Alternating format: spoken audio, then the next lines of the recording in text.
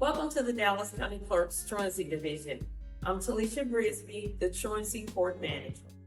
In the Truancy Division, we process adjudication of truancy cases as well as parents contributing to non-attendance cases.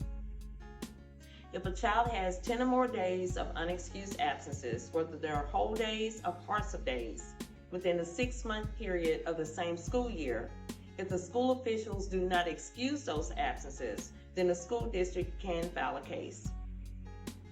The cases are filed electronically through our Truancy Information System, TIS.